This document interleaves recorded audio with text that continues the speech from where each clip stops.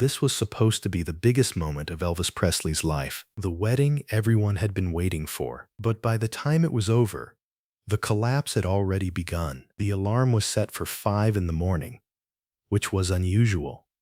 Elvis Presley had not voluntarily woken before noon in years, but on the morning of May 1st, 1967, he was already dressed by the time it sounded, sitting on the edge of a bed in a suite at the Aladdin Hotel in Las Vegas, his tie loose, his shoes still in his hands. He had not slept outside.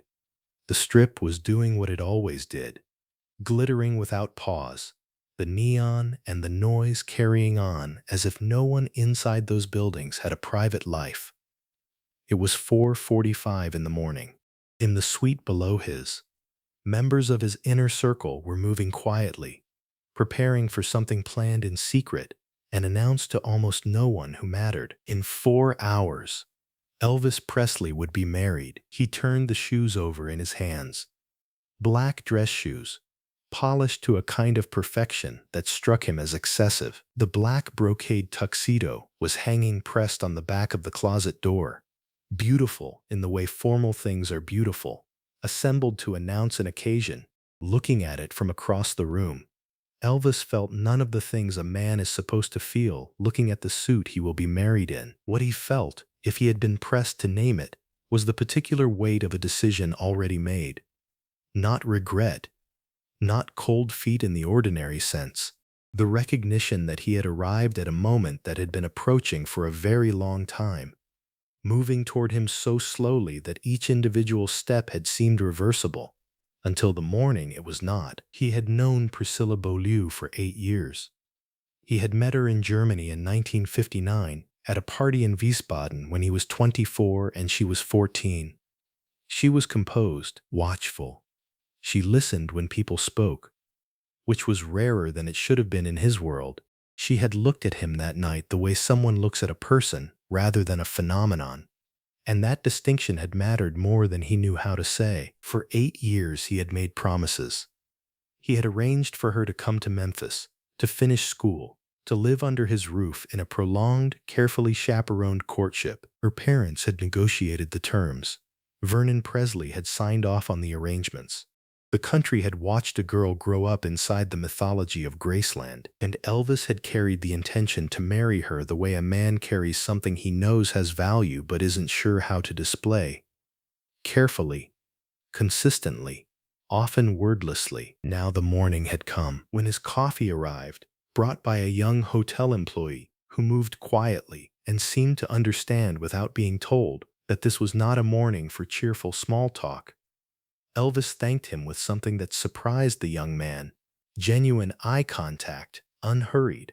The employee would tell his wife about it that evening. He said the man seemed present in a way that was unusual, that he looked like someone thinking something through, right down to the bottom of it. That was accurate. Downstairs, the logistics were in motion. The wedding had been organized in a matter of days, partly by circumstance, partly by design. Elvis's manager, Colonel Tom Parker, had understood for some time that the Priscilla situation had to be resolved one way or another.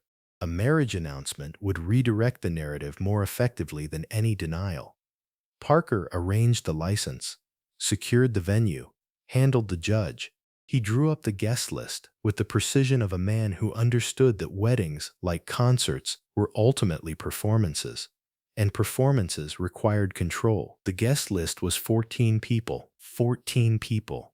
For the most famous young man in America, the men who had traveled with Elvis for years, who had slept in vans with him and stood outside arena doors in 16 cities, had not been invited. Red West, one of his oldest friends, learned about the wedding from the radio.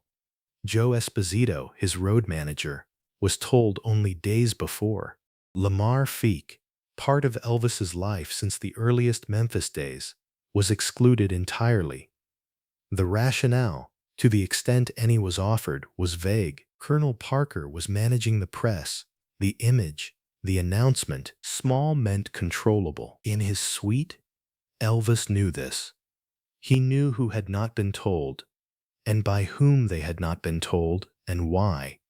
He had not made those calls himself, and that fact had been sitting with him since the night before, contributing, in its way, to the sleeplessness. The judge who performed the ceremony was David Zenoff, a Nevada Supreme Court justice arranged through the connections Colonel Parker maintained throughout Las Vegas. Zenoff was a careful man, precise in the legal sense, with a long career and a practiced sense for the weight of the oath. When he arrived at the Aladdin at 8 in the morning and was shown to a waiting area near Parker's suite, he sat for 20 minutes reviewing his notes, and in that time he absorbed something about the morning that he would remember for the rest of his life. It was too fast, he would later say. Not the ceremony itself. 8 minutes was standard for a civil ceremony. The speed was in something harder to measure. The movement of people through the corridors had the quality of a photo session being staged, rather than a marriage being prepared. He asked one of the assistants whether the bride and groom had had any time alone together that morning. The assistant looked at him as if the question were in a foreign language. Priscilla had been awake since before dawn, working with her hair and makeup. She had designed her own gown, white chiffon over satin, a rhinestone-studded bodice, a train 6 feet long. It was beautiful.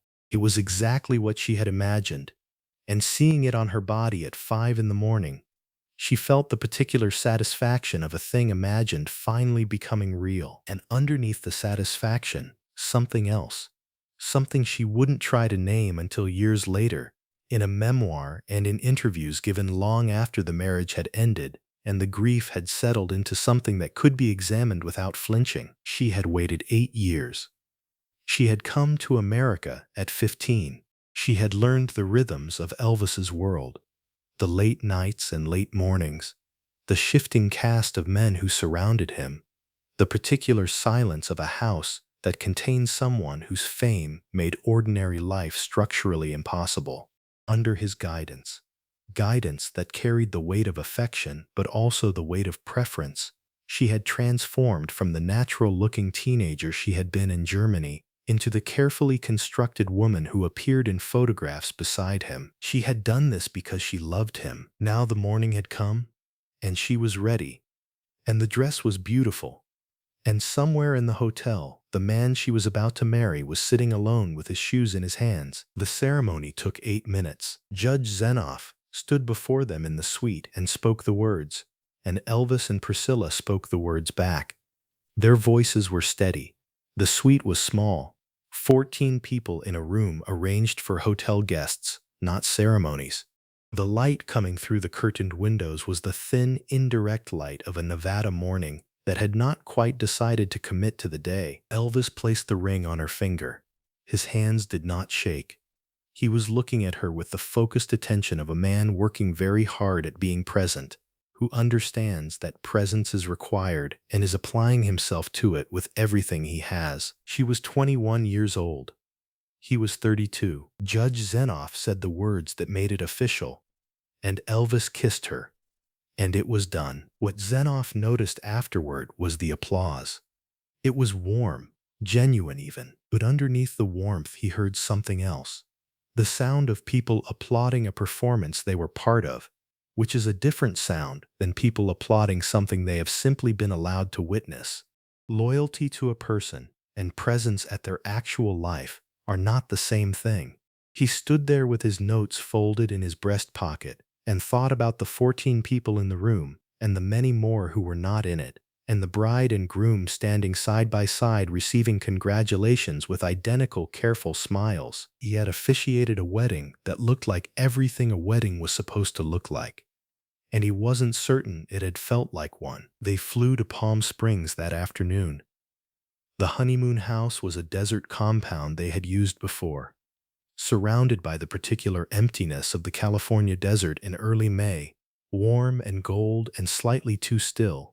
The Memphis Mafia followed, settling into the surrounding rooms with the practiced efficiency of people who understood that Elvis did not really inhabit spaces alone, but there were hours, quiet hours, early in the morning and late at night, when the house settled into something close to stillness and the two of them were simply in a room together without an audience. Those hours were the ones that told the truth. Priscilla had imagined that the wedding would be a threshold, that crossing it would bring her to a different country, where the uncertainty of her position would resolve into something settled and clear. What she discovered in the quiet of the Palm Springs house was that the wedding had not changed the fundamental architecture of the life she was already living. The entourage was still there. The schedule was still his. The room they moved in was still defined by his needs, his rhythms, his capacity for intimacy, which was real but intermittent, which burned bright and then went somewhere else, somewhere she couldn't follow. She was married. She was still waiting. Elvis called Red West on the third day of the honeymoon. Red answered on the second ring. His voice was neutral, the trained neutrality of a man who has been hurt and decided not to perform the hurt. Elvis said he was sorry about the wedding, that the list had been handled by the colonel, and he hadn't had as much say as he should have, that he knew it wasn't right. Red said he understood. There was a long pause. What passed through the phone line was not something either of them would articulate. It was the understanding that this was a pattern, that Elvis's life had been managed around him for so long, that he had become partly a passenger in his own story, and that the people who loved him had developed a particular kind of grief about this that no single phone call could resolve, even when the regret behind it was real. "Come home soon," Red said. Elvis put the phone down and sat for a long time in the quiet of the Palm Springs bedroom. Outside, someone was in the pool. He could hear the water. Priscilla was somewhere in the house. He did not move. The marriage lasted 6 years. The deterioration was not dramatic.